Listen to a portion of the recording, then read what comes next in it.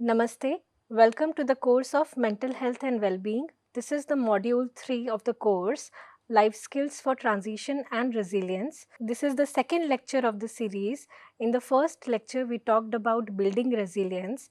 Now, today we will talk about how time management and goal setting skills will help in transition to college. The layout of the lecture is prioritizing our goals, learning how academic, social and personal goals need to be prioritized, developing a balanced routine, how to structure our daily activities, SMART goal framework, techniques for effective time blocking, scheduling works and break, overcoming procrastination, identifying how and why we procrastinate, and evaluating progress and adjusting goals. So, if I ask you what are your priorities for today, you will probably be pulled out in 10 directions. You might have some work assignments, you might want to do study timings, you might want to do some personal entertainment time, you might want to, go out with your friends. So, how do we prioritize our tasks? One useful goal prioritization tool is Eisenhower matrix. We understand this like this. So, in Eisenhower matrix, tasks are divided into urgent versus important. So, you see there are 4 columns here divided on the basis of are they urgent, less urgent, important or less important. Supposedly, in the first column, the tasks which are urgent as well as important. The examples would include finishing a research paper which is due tomorrow, maybe preparing for an exam that is happening today, attending a mandatory group meeting for a class project. These are the tasks that we do now because they are urgent as well as they are important. In the second column, tasks which are important but are less urgent. This would include examples such as exam that is scheduled for the next week, maybe applying for the summer internship, going to the gym or planning for your mental well-being. These are the tasks that we need to schedule for later. In the third quadrant, the tasks which are urgent however are less important.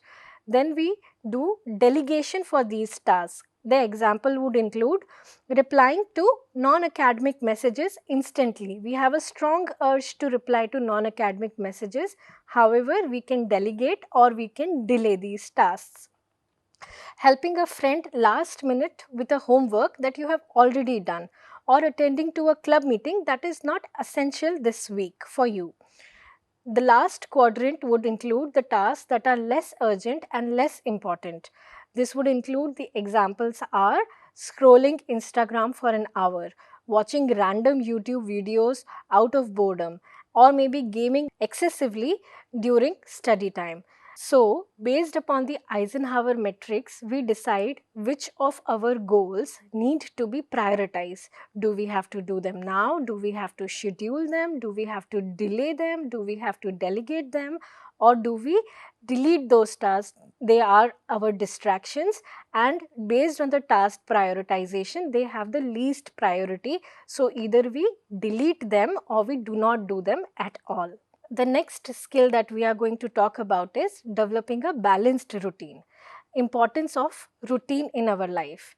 So, now we have identified our priorities. A balanced routine will keep us grounded. Think of it like a budget for your time. Start by structuring your day, morning, what you are going to do, study blocks, breaks, meal, sleep, etc. Build a flexibility or keep a buffer time in case you fall behind. Many students, while preparing a balanced routine, practice perfectionism. They make very rigid rules for themselves like 8 o'clock I'll do this, 8:10 I'll do this, 8:30 I'll do this. And when any of these tasks fail, they feel that now all is ruined. This is a very rigid planning of structure and it usually do not work at all. So what needs to be done here is that you need to make flexible routine and you need to keep buffer time in your routine. So buffer time would help in case some of the tasks in the morning took more time or you could not do it for any other purpose. Now you can use this buffer time to do those tasks. So buffer time would help to make up for the lost time. Also, perfectionism needs to be broken by progress or flexibility here. Like if the some routines do not work, then rather than taking it as like everything is lost, now you start again and then work whatever is the next task on the list, on the prioritization on your day routine, then you start working towards it rather than being in the past and then regretting that some work has not been able to do. So the techniques that are going to help in developing a balanced routine is, one of the technique is time blocking, another is the technique of scheduling, right? So time blocking, what happens is, it is one of the most powerful technique for time management. Here you divide your day into the chunks, like here in this example you can see like the whole day has blocks to it. This is, and what you do on those blocks, this is called as time blocking. Another technique that we are going to talk about is unscheduling. So what happens in unscheduling is that you fill your unschedule with many non-work activities as possibles. Take only credit for periods of works that represent at least 30 minutes of uninterrupted work. So what you need to do is, in this unfilled layout, supposedly you will sleep from night 11 p.m. to sleep maybe like 7 a.m. or 8 a.m. in the night. So you fill the structure already. Now then, after you get up from the bed, then you need to do your daily chores, you get ready, you do breakfast. Now you fill all those columns. So you fill it maybe till 10 a.m. in the morning, you are already busy. Then after 11 a.m. maybe your classes are there. Then you write maybe class of this subject, class of that subject. 1 p.m. you take lunch and 3 p.m. maybe you have a project meeting. So you already fill the day with all the non-work activities as much as possible, as you already know that you are going to do next day. Now what happens is, once you do that, you will realize that you only have very limited work time available to you. Maybe there are only 2 slots or 3 slots available to you. So what you need to do is, suppose 11 a.m. is already filled with, let's say, sleep, and then in here also sleep is filled, and then maybe breakfast, and then maybe class. So what needs to do here? You say lunch, and then here what you say, maybe project meet, right? So now you understand you only have these chunk of time free or available. Maybe you want to do entertainment this time, and maybe this time again for dinner, right? So only this block and this block is available for your work day. So supposedly you end up doing work in this task. So what you do is, you shade this column, and here in the work column you mark as 1 and comma. Supposedly you could not work in this column, so you let it be blank, or you do whatever you write. Maybe you spend time with your friends that time, so you only wrote that, right? And then maybe you only able to study half of this column, so you write 0.5 here. So total work done on Monday was 1.5 hours. Similarly, before going to the next day on Tuesday, you supposedly that day you slept at 12 p.m. You probably slept, right? And then you wake up at maybe again 9 p.m. you wake, 8 p.m. you wake up, right? So this goes in already in the sleep and the same day. So you calculate, maybe you were able to work here, maybe you were able to work here. So you say 1 and 1 and like 2, right? So based on this,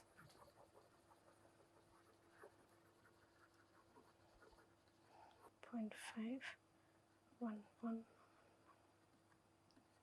Okay. So based upon the work done on Monday, on Tuesday, you calculate the overall work done in the week, right? So using the techniques of time blocking and techniques of unscheduling, we would be able to know how much work we have been able to do throughout the week, and then at the end of the week we can do some reflection and maybe adjust our activities, adjust our daily routines in order to do more amount of work, right? So we keep a track of how many quality hours we have worked per day and per week, right? Based on these techniques, we can follow a very good time management technique. So the next technique we are going to talk in goal setting is SMART goal framework. Here we decide such as SMART is an acronym for S means specific, M means measurable, A means attainable, R means relevant, and T means time based.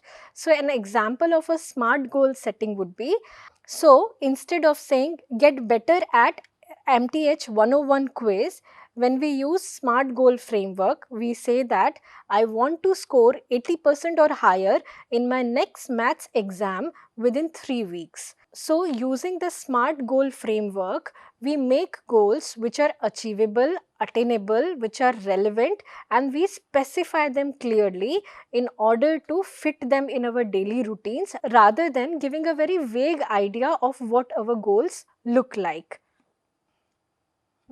So one of the major barrier for time management is procrastination. Procrastination is a silent killer for progress. We have to understand why we procrastination. Procrastination isn't just laziness. Many common causes of procrastination include: first, fear of failure. Maybe you think, what if I mess this up? Idea of perfectionism. It has to be just right. Feelings of overwhelm. This task feels very huge to me. Lack of motivation or interest. This doesn't feel like pleasurable anymore. Or maybe poor time perception, that I will do this task later and then later never arrives. Let's understand the psychological theories behind procrastination. They are basically linked in the behavioral psychology and self-regulation theories of psychology. Let's understand first of it. The temporal discount theory. Temporal discount theory says that we tend to value immediate rewards more than the future rewards. Even if the future reward is a greater reward, the value of the immediate reward is always higher.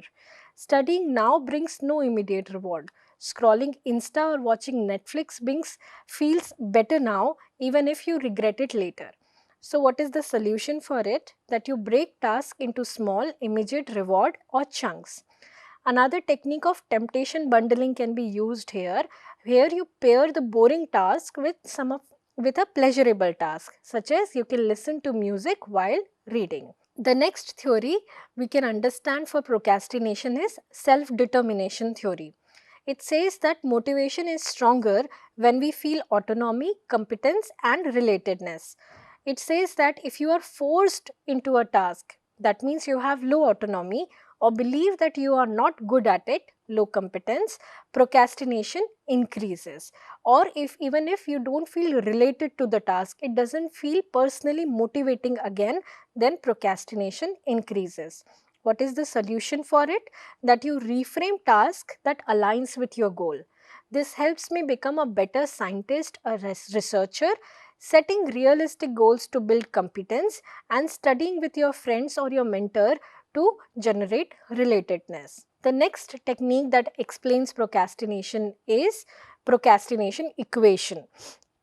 It says that motivation develops when there is expectancy and value, and when there is less impulsiveness or delay. Expectancy means here belief that you can succeed. Value means that how rewarding the outcome is. Impulsiveness means your tendency is to get distracted, and delay means how far in the future the reward is. So motivation will be higher when the expectancy and the values will be high, and motivation will be lower when the impulsiveness and the delay they are high. So supposedly if you say that I might fail in the exam, or this is boring, oh maybe a new episode of the series I am following is there, or maybe I'll just do it later, then this will result in higher procrastination. What is the solution for it? Solution is one by one. Supposedly you raise expectancy for your goal, you get help, you break the task down and increase the belief that you can succeed in it. You raise value related to the goal. You connect it with your personal goals, identify why you started doing this task at all, reduce the delay, break the task into near-term goals, maybe short-term goals, maybe achievable goals, that in which you get progress or reward very quickly instead of a delay. And reduce impulsiveness. You identify your distractions and you learn to eliminate them. The last theory that helps to understand procrastination is self-regulation failure. This theory says that procrastination is a failure of self-control and emotional regulation. We avoid tasks that trigger stress, anxiety, or low self-esteem. Supposedly, you put off writing a paper because it makes you feel dumb, overwhelmed, or judged. What needs to be done here? You need to practice self-compassion, being kind to yourself. This improves resilience as well as this creates empathy for your own self. So you label your emotions, I am overwhelmed, and you reframe it. Starting is more important than being perfect. So here is a summary of all these theories. Based on this, we understand that we need to break tasks into smaller parts. We need to create more personalization or more rewards with the task involved. We need to create more value related to the task, and we need to practice self-empathy for ourselves, and we do not need to criticize ourselves. However, we need to increase our motivation related to the task, and then the procrastination will be less and we will be able to do those tasks in now. Following are few techniques that can help to decrease procrastination. First is the technique called as 2-minute rule. In the 2-minute rule, you make rule for yourself. Supposedly, any task that can be done within 2 minutes, you do those tasks then and there rather than delaying it further. Supposedly, maybe you are just combing your hair in your room and you left the comb here and there. So instead of leaving it here and there, just putting it up to the place it belongs hardly takes 30 seconds or maybe less than that. So you do the task then and there rather than delaying it. The same goes for folding your clothes or keeping your books around you, or maybe waking up and folding your bed sheet. So 2-minute rule basically targets the larger procrastination by doing the smaller task now and there. So this helps in building self-regulation. Like the idea of let's do it later is delayed itself. When you have a rule for yourself that I have to do this now, this is my rule, and then you end up having emotional regulation in the background. Like you say that no, I have to do this task then and there. Supposedly many people or many students eat chocolates and then they throw wrapper just around their bed or just beneath their bed. So instead of doing that, you take the wrapper, go out in the dustbin and throw it. Hardly takes 1 minute. So this idea of getting up, throwing the wrapper in the dustbin itself is what you are starting to delay the procrastination, and you are learning the habit of doing the task now. The second habit that we are going to talk about is Pomodoro technique.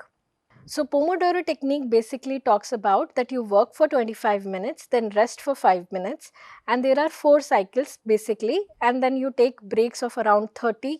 After doing 4 cycles, you take break of around 15 to 30 minutes.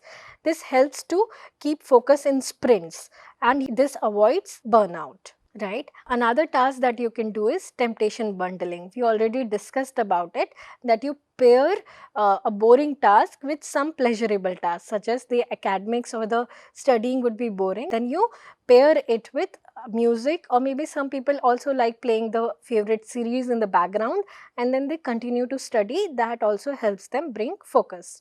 The next technique is breaking task into chunks. That also we have discussed. A short, maybe think of it like a mountain. So you don't think to climb a mountain in all one go.